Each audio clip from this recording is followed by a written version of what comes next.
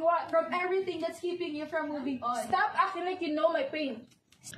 Kumpirmado na ang pagbuwag ng interim coach ng University of the East na si Coach Obet Vital, pero ang katanungan ng karamihan kung sasama ba ang mga key players ng UE Lady Warriors na sina Dongalio, Gahero, Madriaga at ang iba pa na dati pa man ay mga bata na ni Coach Obet sa California Academy. 2 buwan na lamang at magsisimula na ang liga sa UAAP Season 87. Paano na ang UE Lady Warriors? Pero bago pa man ang lahat, kung hindi ka pa nakapag-subscribe, please like and subscribe at pakispike na rin sa bell button para lagi kang updated sa mga volleyball ganap. Hindi ikaw si Celine, and you will never be Celine.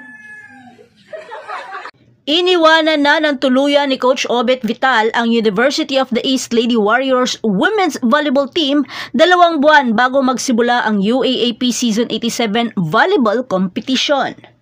Si Vital ay nagbitiw sa kanyang posisyon noong Martes at sinabing ang kanilang pagkakaiba sa pananaw ng management, lalo na sa pag-unlad ng programa, ang nagtulak sa kanya na magbitiw at mahirap na desisyon ito para sa kanya. Saad pa nito na may mga bagay na hindi na niya kontrolado kaya mas ninais na lamang nitong magdesisyon na humiwalay sa paaralan.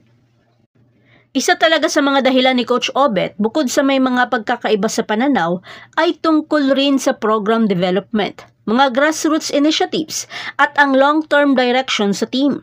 Kaya para kay Coach Obet, naging malinaw sa kanya na ang mga layunin at diskarte niya at sa management ay hindi na magkatugma.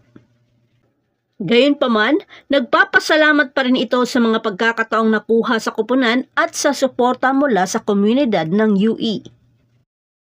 Kung maaalala natin, siya ang naging pansamantalang coach matapos masuspinde ang head coach na si Coach Jerry Yee sa loob lamang ng 3 laro sa torneo.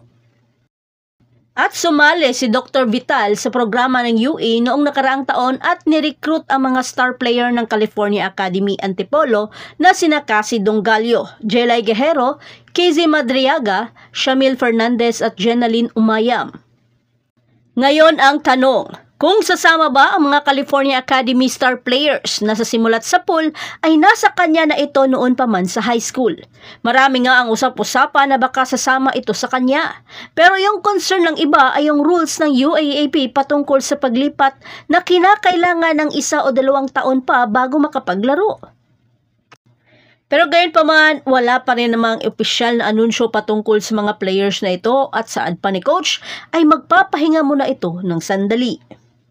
Sa ilalim ni Coach Obet, natapos ang UE na may 3 panalo at 11 talong record para sa ika-6 na pwesto sa UAAP Season 86.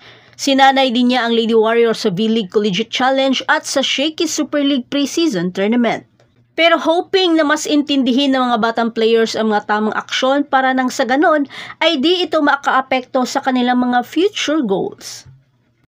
At yan na ang lahat para sa ating update ngayon. Manatiling nakatutok para sa iba pang mga balita mula sa mundo ng Philippine Volleyball. Huwag kalimutan mag-like, mag-subscribe at i-spike ang notification bell para hindi ma-miss ang mga susunod na video.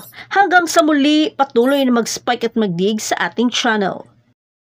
Ellie, I'm sorry. Naisip ko lang, let's help you move on. Move on from what? From everything that's keeping you from moving on. Stop acting like you know my pain. Stop acting like you own it. Hindi ikaw si Celine, and you will never be Celine.